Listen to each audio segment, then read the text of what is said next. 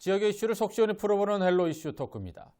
생존왕 인천이 경남과의 원정 경기에서 무승부를 거두면서 잔류를 확정지었습니다. 강등은 없다고 장담했던 유상철 감독이 약속을 지키면서 잔류 드라마를 완성시켰는데요. 팬들은 이제 유상철 감독이 병을 물리치고 돌아오겠다는 약속 하나만 지켜달라며 감독의 건강을 기원하고 있습니다.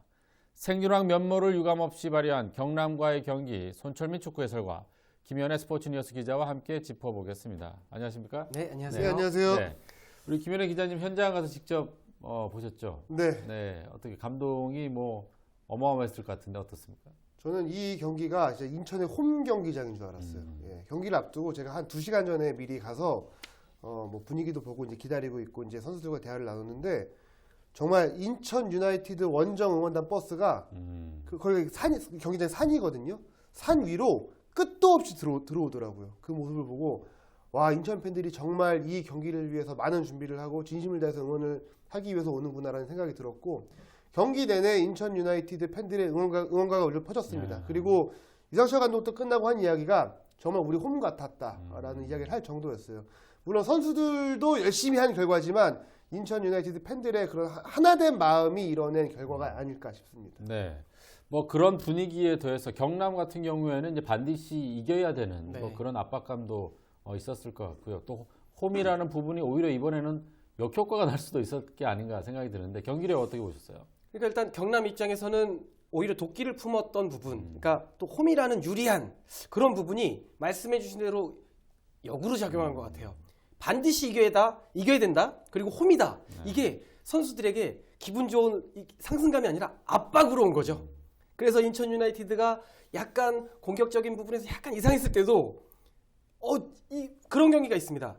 경기를 하다 보면 이거는 오늘은 어떻게 해도 안 되겠다라는 경기와 지고 있더라도 오늘 이렇게 지진 않을 것이다라는 경기가 있거든요. 0대 0이지만 승부가 기울진 않을 것이다라는 게 확고하게 보였던 마지막 경기였습니다. 네. 두 감독이 국가대표 출신으로 또 절친한 선후배 관계이기도 하고 굉장히 스타 플레이였는데 두 감독의 이제 경기 전에 어떤 각오 굉장히 인상적이었다는 얘기 있었어요. 어떤 각오를 보였습니까? 일단은 좀 지략 대결이 좀 눈에 띄었는데 이 김종부 감독이 그 주포였던 제리치 선수를 선발해서 제외를 했습니다. 네. 그리고 이제 김효기 선수와 그다음에 이제 김승준 선수를 최전방에 기용을 했는데, 그러면서 어떤 이야기를 했냐면 우리가 전반전은 상대의 체력을 빼놓고 후반전에 제리치를 기용하기 위한 전략을 쓸 것이다 라고 이야기를 했는데, 그 이야기를 하고 5분 뒤에 유상철 감독을 만났어요. 그랬더니 이 지금 김종부 감독의 이야기를 전하지 않아도 그 의중을 잘 알더라고요. 제리치를 빼고 이렇게 기용을 한 건 분명히 후반전에 제리치를 기용할 거고 전반전에는 체력적으로 힘을 빼놓기 위한 전략인데 우리는 이에 따른 대체 자원도 충분하다라고 이야기를 하더라고요. 그만큼 이제 김종부 감독의 수를 읽고 있었던 거죠. 그리고 여기서 경남의 패착은 제가 봤을 때는 이제 제리치 선수가 전반 중반에 투입이 됐어요. 네. 왜냐면 그만큼 전반전에 본인이 원했던 경기가 안 나왔다는 거죠. 그래서 제리치 선수를 일찌감치 투입을 했는데 그럼에도 이제 분호자 선수라든가 이재성 선수가 제리치 선수를 잘 막아줬고 결국 이 지략 싸움에서 이상철 감독이 승리한 경기가 아닌가 싶습니다. 네.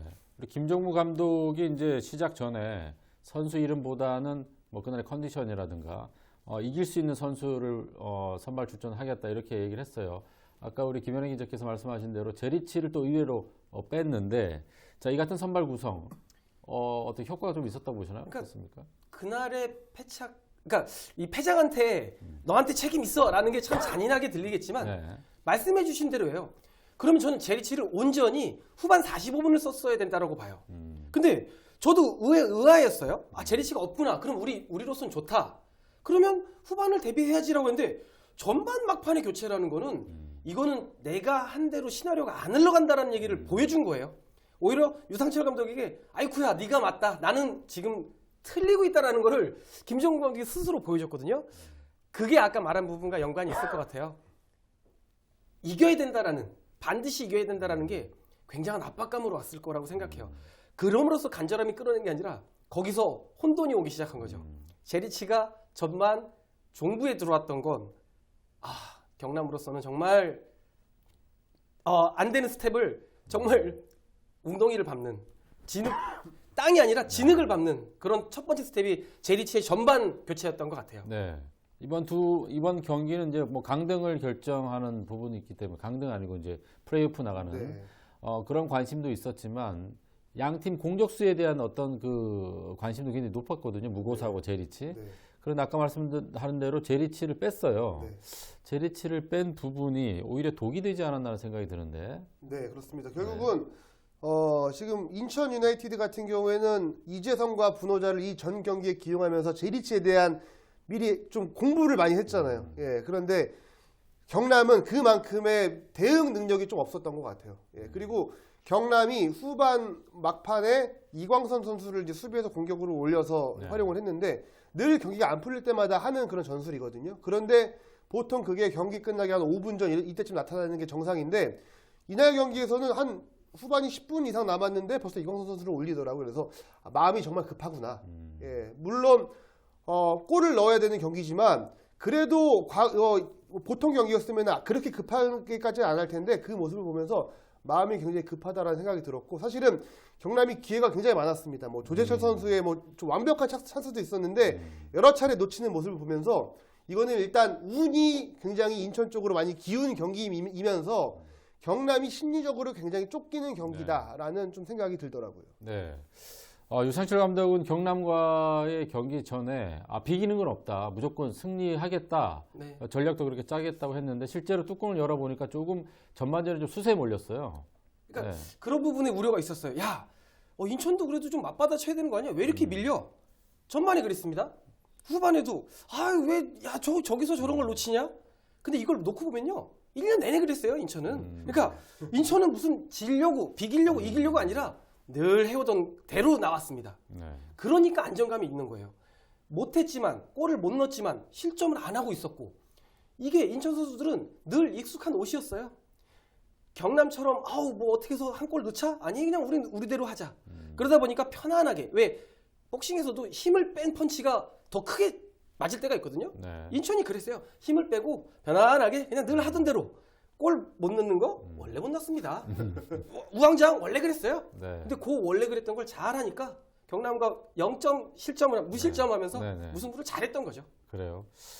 전반전에 들고 난 포메이션 이제 4-2-3-1 포메이션을 들고 네. 나왔어요. 이제 유상철 감독이. 그러면 저는 조금 공격적으로 그래도 맞부딪히지 않을까라는 생각이 드는데 네. 전반전 포메이션대로 공격은 경남이 더 많이 했거든요. 네. 어떻게 그 전략이 좀 맞아 떨어진 건가요? 어떻습니까? 일단 4-2-3-1 포메이션에서 이제 그 2위 자리가 굉장히 중요한데 네. 이제 김도혁 선수와 이제 마하지 선수를 이제 네. 기용을 하면서 좀 이게 수비적인 안정감을 네. 꽤 했거든요. 일단은 공세보다는 수세가 많았기 때문에 좀 인천 팬들 입장에서는 너무 수비적으로 하는 거 아니냐라는 이야기를 할 수도 있는데 경기 전에 유상철 감독 만나보니까 가장 고민하는 게 그 부분이었습니다. 우리의 상대는 경남이 아니라 우리 스스로 비교도 된다는 자만심을 갖는 거다라고 이야기를 했는데 물론 이게 무슨 경남이 더 공격을 많이 하기 때문에 인천은 수비적이라고 볼 수는 없어요. 왜냐면은 이 선수들이 그 순간순간 대처하기 위해서 그 자리에 서 있어서 그거를 대응했던 것 뿐이지 인천이 일부러 더 내려서서 잠궜다라는 그런 표현은 아닌 것 같거든요. 근데 이상철 감독도 계속 이야기한 게 우리는 절대 수비적으로 내려서서 하면 안 된다 오늘은. 뭐 그 이야기를 많이 강조했었는데 그런 면에서 봤을 때 인천은 전반전에 그 영리한 플레이를 펼쳤지 그거를 뭐 대놓고 수비적이다 뭐 이런 경기는 아니었던 것 같습니다. 네. 무고사의 득점이 이제 계속 불을 뿜고 있었어요. 14골이면 상당히 이제 많은 골을 득점을 했는데 전반전에 굉장히 고립이 돼 있었거든요. 무고사의 고립은 뭐 전략적이었나요? 어떻습니까? 무고사의 고립은 일단 경남의 시나리오는 여러 시나리오 중에 하나가 무고사였거든요. 네. 잘 막았습니다. 그러니까 무고사가 분명히 고립될 것이고, 그러니까 인천이 전체적으로 중원에서 플레이가 이게 좋지가 않거든요. 그러면 엉덩이를 막 낮추고 있다가 무고사에게 한 번에 가는 볼, 요거를 잘 차단을 했어요. 그렇기 때문에 무고사가 고립되는 듯 보였으나 무고사의 고립은 고립만으로 끝난 게 아니라 무고사가 그만큼 움직여졌기 때문인 것이죠. 무고사가 만약에 고립됐다고 가만히 서 있었으면 오히려 경남 풀백들은 더 과감한 공격을 했을 것인데 무고사가 빈 곳을 자꾸 찾아다니면서 경남 수비진들에게 혼동을 주고 경남 수비진들을 괴롭힌 거죠. 골이 없었으나 무고사가 굉장히 기민하게 움직여줬다. 그렇기 때문에 경남 수비수들은 힘들어했다. 뭐 이렇게 또 말씀드릴 수가 있겠네요. 그래요. 자, 무고사의 플레이 이번 경기 어떻게 보셨나요? 일단 뭐 아쉬운 부분들은 많이 있는 것 같습니다. 왜냐면은 뭐 일단 위협적인 득점 찬스가 별로 없었고, 그런데 따지고 보면 그 미드필더 선수들이 수비에 가담을 많이 하면서 네. 무고사 선수가 공을 잡을 수도 있는 기회 자체가 많지가 않았습니다. 뭐 지원학 선수라든가 김원남 선수 이런 선수들이 공격적인 재능도 있지만 분명히 좀 수비적으로 좀 집중했던 부분이 있기 때문에 이 무고사 선수의 고립은 어떻게 보면 인천으로서 약간 좀 의도한 좀 전술이지 않을까라고 좀 말씀을 드리고 싶습니다. 네. 지난 상주 경기 때 문창진 선수가 굉장히 좋은 모습을 네. 보여서 혹시 이번에 선발 아니면 그래도 후반전에 조커로 나올 것이다라고 이제 추측을 했었는데 장윤호 카드를 꺼내 들었어요. 그러니까 네. 그 장윤호의 교체 부분은 아마 이제 그 부분에서 이제 인천 팬들이 조금은 이제 네. 불만을 가지셔도 될 게 이제 장윤호가 들어간다라는 거는 허리 라인을 더 두껍게 해서 이 상태를 유지하겠다는 얘기거든요. 그러니까 그만큼 이광선 선수도 올라와 있고 제리치도 이제는 계속해서 발을 맞추고 있고 더군다나 조재철 선수가 스피드를 계속 살리고 있는 상황이었어서 허리를 좀 두텁게 하고 그러니까 수비 라인을 더 두껍게 가져간다는 대놓고 좀 그때는 수비를 하겠다라는 유상철 감독의 카드였는데 어쨌든 아쉽긴 하나 우리가 바랬던 대로 좋은 시나리오로 결과를 얻었기 때문에 네. 장윤호의 교체 카드 또한 또 한몫을 했다라고 말씀을 드릴 수가 있겠습니다. 네. 결과적으로 뭐 잔류에 성공을 했는데 문창진 선수 카드는 글쎄 뭐 감독들은 보통 이제 그 골 넣는 운이 있는 선수들을 보통 이렇게 선발하지 않습니까? 네. 오늘 뭐 소위 말해서 촉이 온다고 얘기를 하는데 네.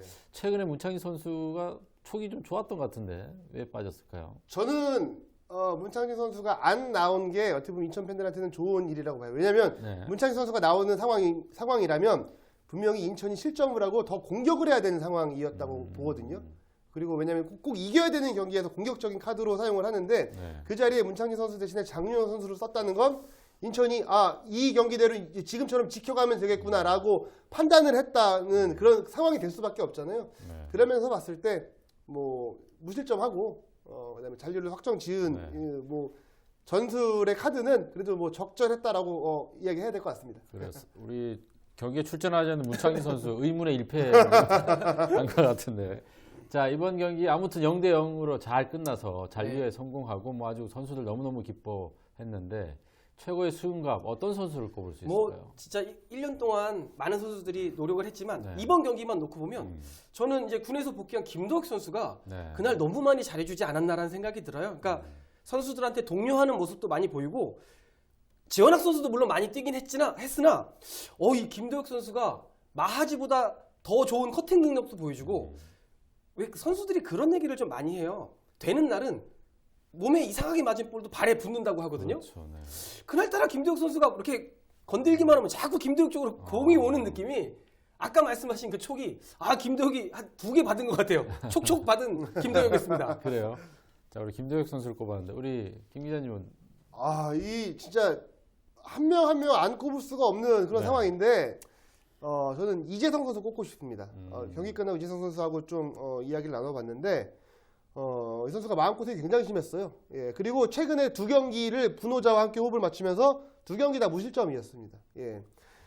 수비진을 굉장히 안정적으로 이끌었고 본인 스스로 이제 분호자 선수하고 오랜 기간 호흡을 맞춰보지 않았기 때문에 걱정도 많았는데 우리가 하던 것들만 각자의 역할을 해서 잘 하자. 그러면 우리가 분명히 생존할 수 있을 것이다라고 약속을 했다고 하는데 그런 면에서 봤을 때 이 이재성 선수가 이 수비 라인을 든든히 지켜줬기 때문에 이렇게 생존에 성공할 수 있지 않았나 싶습니다. 네. 인천은 뭐 생존왕 얘기를 하는데 올해는 글쎄요 이런 것을 거치지 않고 이제 바로 잔류를 했으면 좋겠다 이런 생각을 했는데 올해 또 뭐 감독까지 바뀌면서 또 살얼음판 경쟁을 벌였거든요. 유난히 좀 힘들지 않았나는 생각인데 작년과 비교했을 때 어땠습니까 느낌이? 그러니까 이제 진짜 생존 왕은 왕인가 봐요. 그러니까 8번째거든요 벌써. 그래요? 아유 지겨운데 올해 유독 더 심했던 이유는 그거 같아요. 그러니까 매년 선수 유출은 있었습니다. 내년에도 있을 것 같고요. 네. 근데 선수 유출하고 들어온 선수들이 괜찮았어요. 역대급으로 괜찮은 선수가 보강이 됐다. 이거 해볼 만하다는 이 팬들의 기대감이 있다 보니까 고꾸라지는 모습이 너무 눈에 띄게 보였던 거죠. 네. 더군다나 감독이 경질되고 대행 체제, 그다음에 유상철 감독이 오기까지가 그때까지 제가 기억하기로 10게임 동안 승리가 없었나 아마 뭐 이런 정말 말도 안 되는 정말 눈물 나는 기억이었거든요. 그 정도로 흔들렸던 건 초반에 기대치가 너무 있었기 때문에 올 시즌이 더 유독 힘들지 않았나 이런 생각이 듭니다.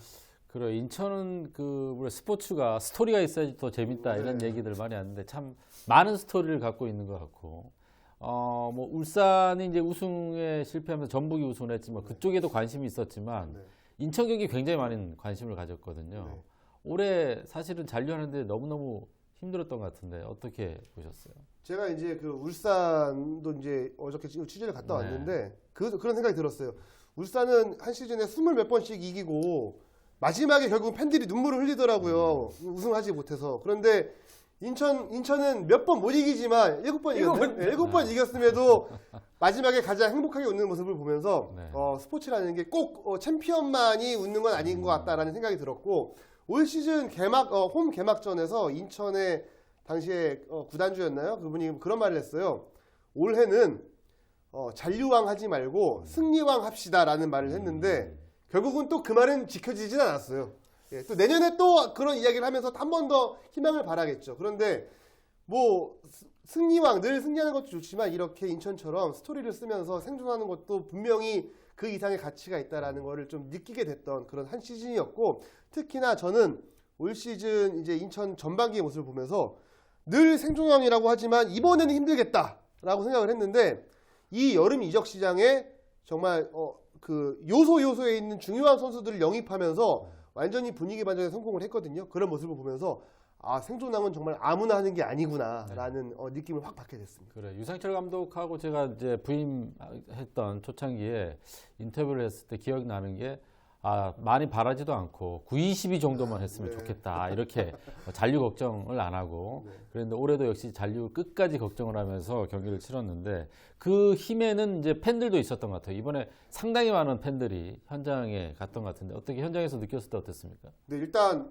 뭐 한 1000여 명 정도 될 거예요. 왜냐면 네. 버스가 16대가 왔고 그다음에 개별적으로 오신 분들도 많고 해서 한 1000명 정도 되는데 저는 이 창원 축구센터에 그렇게 많은 원정 응원단이 간 거를 본 적이 없어요.